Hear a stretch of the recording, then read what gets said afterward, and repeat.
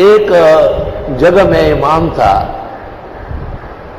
وہاں یہ زرگر برادری آباد ہے، ان کے کچھ لڑکے میرے پاس آئے کہ ہمارے والد صاحب کو 14 سال ہو گئے جو لیٹے ہوئے، پیشاب پاخانہ وہی کرتا ہے، پورے گھر میں انسانی غلاظت کی ایک تعفن ہے،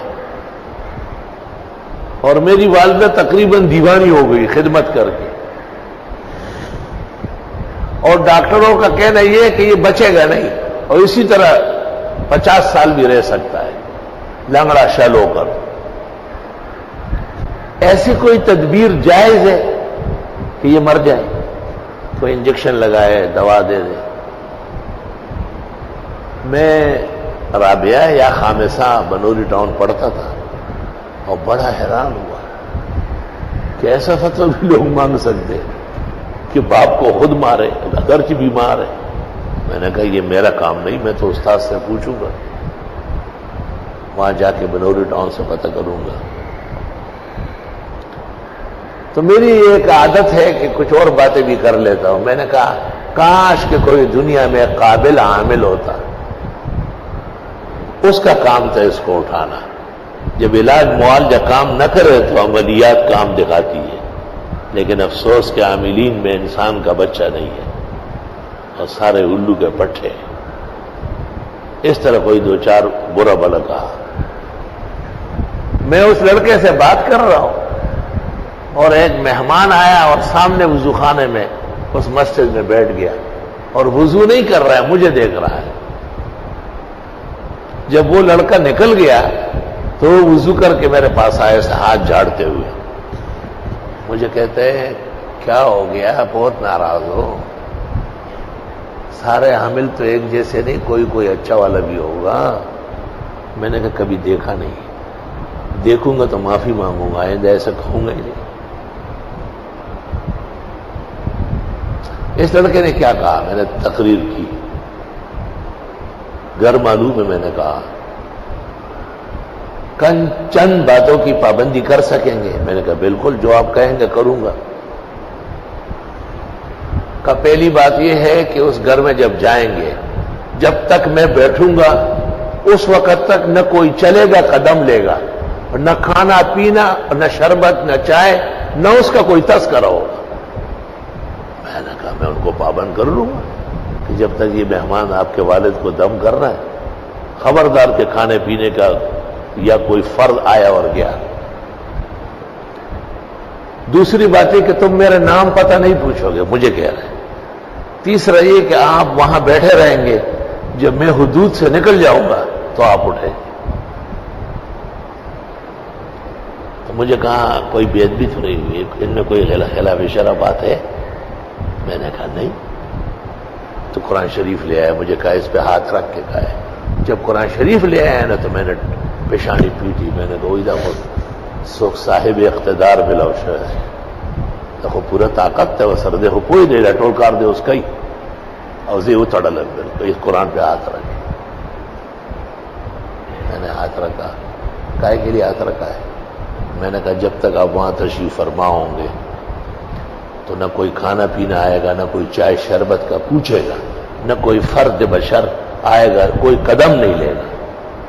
دوسرا یہ کہ میں آپ کے نام پتہ نہیں پوچھوں گا، اور تیسرا یہ کہ جب تک آپ غائب نہ ہوئے ہو میں اٹھوں گا نہیں وہاں۔ پھر مجھ سے پوچھتے بے ادبی تو نہیں، آپ خفا تو نہیں ہوئے؟ یہ تو آپ کو عجائب دکھانے کے لیے ہو رہا ہے۔ مجھے کہ چلے؟ میں نے کہا چلے۔ قریب جگہ تھی، 5-10 منٹ میں ہم وہاں پہنچ گئے، اس کے بیٹوں کو بلایا باہر۔ میں نے کہا اور کون کون ہے گھر میں؟ کہا امی ہے۔ میں نے کہا سب بات سنو میری، یہ ساری باتیں ان کو ایک ایک کر کے بتائی اور ہم اندر داخل ہو گئے۔ جب اندر داخل ہوئے تو وہ ایسے پنجوں پہ ہو گیا اور اس کو کہتے ہیں یہ کونا توڑو، یہ کونا توڑو۔ ہر کونے سے کمبل نکلتا ہے، اس میں سڑا ہوا گندا گوشت کا پھینکو باہر۔ اور جب میں نہیں دیکھتا ہوں تو میری طرف دیکھتا ہے ایسا، اور وہ شل جو پڑا ہوا تھا اس کو کہتے اٹھو اٹھو، 14 سال سے پڑا ہوا تھا، وہ اٹھا، کہا دیوار پکڑو، دیوار کے ساتھ ساتھ چلو، اٹھ گیا۔ جب دیوار ختم ہو گیا کہ خود چلو، روانہ ہو گیا۔ اس کے بیٹے کو کہا تولیہ، صابن، جوڑا لے جاؤ، کپڑا، مسجد میں نہلا کے اور 2 رکعت پڑھوا کے حضرت کی مسجد میں وہ یہاں لے آؤ۔ وہ چلا گیا، میں بیٹھا ہوا ہوں، یہ بھی بیٹھا ہے۔ 15-20 منٹ میں واپس آ گئے۔ مجھے کہتے ہیں کوئی طاقتور خیر کا عامل نظر آیا؟ میں نے کہا بالکل۔ میں رونے لگا، میں نے کہا آپ نے بہت زیادہ احسان کیا لیکن مجھے بالکل باندھ دیا۔